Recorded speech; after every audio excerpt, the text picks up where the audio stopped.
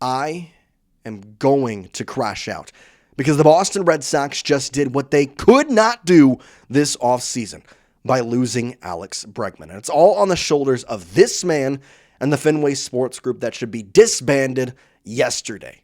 Sell the team at this point. Welcome to Red Sox Digest, everybody. I'm Jace Andrews. I appreciate you tuning in. Where do we start other than this? Jeff Passan breaks the news. The Red Sox did not land Alex Bregman.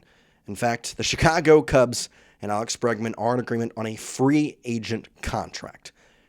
The guy that you got on your roster last year that you talked so highly of about the way he was great teammates, the way he performed, the way he hit in Fenway, the priority you set on him this offseason is now off the table. And yet a week ago, we had reports from ESPN's Buster Olney that the Red Sox had made a, quote, aggressive offer to him. I'd love to know what that aggressive offer is. Because here's the deal. 5 years, $175 million. Now, for the back half of the season that he had and for the age he is at, I would be hard-pressed to say that this is not a luxurious price for Alex Bregman. But to win baseball games, you have to pay luxurious prices. And for a Red Sox team that has not signed a single MLB free agent, might I add, and has made 2 okay trades, this is an embarrassment to the organization, this is an embarrassment to Fenway, and this is an embarrassment to the entire franchise history of Boston Red Sox, what Craig Breslow and the Fenway Sports Group is doing. It's absolutely ridiculous. Now, I don't want to get too ahead of myself because we do have an amazing sponsor for this video. And again, before we get on the news, make sure you go down there and download Kalshi with the link in the description. If you do and enter code DIGESTMLB, you're going to get $20 when you trade your first 100. Now, Kalshi is the largest prediction market in the United States, and on their platform, you can trade yes or no on real-life events, sports, elections, news, pretty much anything. Now, whether you're in California, Texas, Boston, or anywhere across the country, Kalshi is now live in all 50 states. For sports fans, trade on game outcomes, playoff chances, or player performances, all on a regulated market where you can cash out at any time. Now, here's what I'm going to tell you today. Trade no on the Red Sox winning any games next year. Trade no. 75-plus wins? Yeah, not going to happen. We're an embarrassment. I'm putting $100 on that. I'm winning $377 because my organization won't know how to win baseball games. Kalshi is genuinely the smarter way to use your sports or news knowledge. You can close positions whenever you want. Again, download Kalshi using that link in the description. And when you use code DIGESTMLB, you're going to get that $20 bonus. Okay, so fallout from this, what do we think? Well, first of all, the season that Alex Bregman had, the fact that he had gone to the playoffs in every single year of his career, and of course did it again with the Red Sox is now gone. First time to make the playoffs in a long while. Alex Bregman's on the team. Don't really want to say that was a coincidence. 360 on base last season. Really, really good hitter in Fenway Park. Started off the year electric. I understand he didn't finish that way, and that's partially why these stats don't look as good as they might for a full season. And slash, who knows what he's going to look like this year after having a fully recovered calf. We all know that that was not a recovered calf. Even when he came back, he was still not 100%. But he was worth it to the Boston Red Sox. And throughout his career, it's not going to go back to his 2019 season in which he was, top of the league, getting MVP votes with a 296 average, a 423 on base, and a 592 slugging with an over 1 OPS, and his WAR was crazy that season. But I can't say that 273 is not what I would want out of my third baseman with a 360 on base percentage and a 462 slugging. I absolutely love that. Not to mention his baseball savant was perfect for Fenway Park. You look at his spray chart and you're thinking, all right, well, he's going to have a great time hitting balls off that green monster for years to come, right? Wrong. We can't have nice things. We can't have nice things. At this point, I don't know what happened.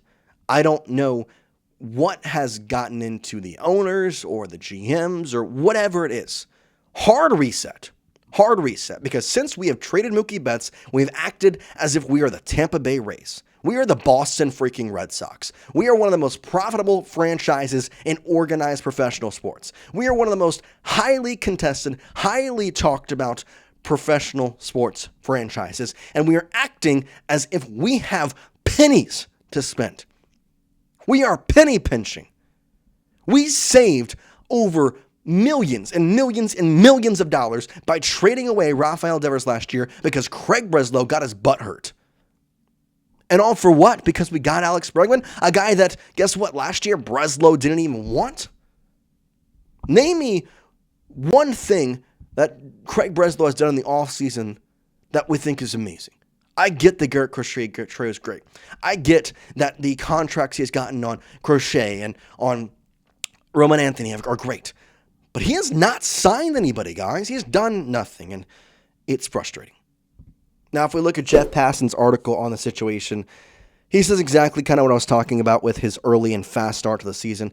Bregman got off to a fast start in Boston last season, hitting .299 with a .385 on base and a .553 slug with 11 home runs and 35 RBIs before suffering a quad injury that sidelined him from May 24th to July 11th.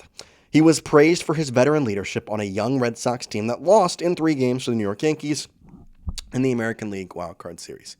End quote. And that's what makes this so frustrating. He had a very good start of the season. He had a bad half of the season. I get it. But it's a bigger picture thing at this point. You lost for the first time in a very long time to your most heated rival in the postseason on their turf when you won the first game out of 3. And you know what you are doing in the offseason. Now, again, the Yankees aren't doing too much either. I'll start there. I'm not trying to say the Yankees are doing a lot, but we've done legitimately nothing. Cool, we traded for Sonny Gray. That's great. We gave up Richard Fitz and Hunter Dobbins. I think that at some point, maybe even this year, especially with the way we're looking, Hunter Dobbins and Richard Fitz could have been very good pieces that maybe end up to be as good as Sonny Gray. Now, I can't guarantee that, but I just am not on top of the world about anything with the Red Sox anymore. Oviedo, great. I'm happy for him. I think he can be great in Boston. But the problem becomes that we have not signed a major league free agent in the entirety of this offseason. In fact, we're the only team across all of the Major League Baseball teams to have not done that. We are a team that is coveted for their history and for Fenway Park being the oldest and America's most beloved ballpark. And the Fenway Sports Group sits there and they have their World Series trophies and they have their press conferences and they say all this and that and they speak big game every single offseason. And you know what it's led to us over the past 5 years? Disappointment, heartbreak, annoyance. And I'm not going to sit here and say that I'm not going to go out there and watch 162 games because I'm going to watch every single game next season. I have watched 162 games for the past 5 years. This is not going to stop me. But for the first time in a very long time, I don't have hope anymore. I don't have hope that we're going to sign anybody. I don't have hope that we're going to trade for anybody. I don't have hope that we're going to win anything in the next 30 years. As long as this organization continues to act as if we are a poverty franchise, then we are going to get poverty results. And the most frustrating fact of this all is that Rafael Devers is no longer on this team, and it's because we traded for Alex Bregman. And you can sit here and say the same thing would have happened if we got Nolan Arenado, and you might be right. But guess what would have happened if we had traded for Nolan Arenado? Then guess what? As soon as Tristan Casas got hurt, Nolan would have been going to first. We would have told Rafi, hey, can you play third? And maybe he would have said no, but I think it would have gone a lot better. I don't get this. I don't get this organization. I don't get their picture. I don't get what they're going for. And at the end of the day, I'm just thankful that I had the childhood that I had in the 2000s to the late 2010s. And I will always cherish Dustin Pedroia and David Ortiz in these 3 World Series championship trophies. Plus, the 2018 is my favorite championship team of all time. And, you know, I wasn't really, I was 3 years old when we won in 2004, so I'm not going to count that. That's why I said 3. But we have 4 championships in my lifetime. And for a lot of Red Sox fans before me, they didn't get a single one. So I'm going to cherish that forever. And I'm going to be very happy for those organizations and for those GMs and for that interest in baseball that John Henry had.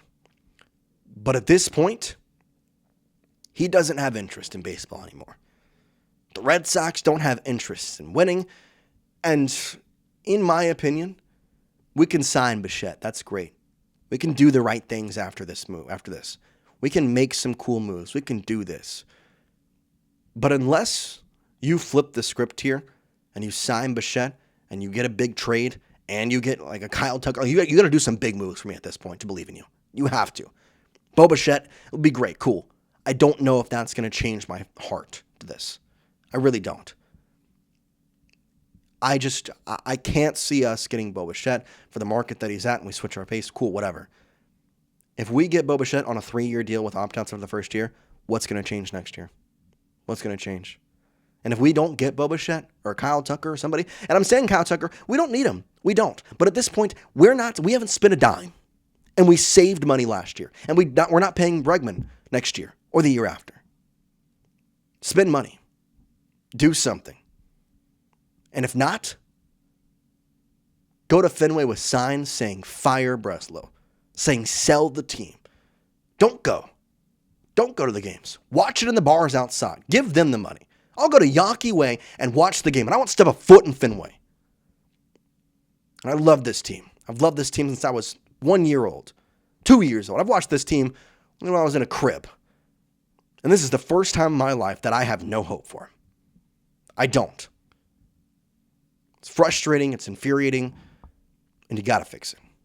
Appreciate y'all watching, and hope it gets better tomorrow. See you later.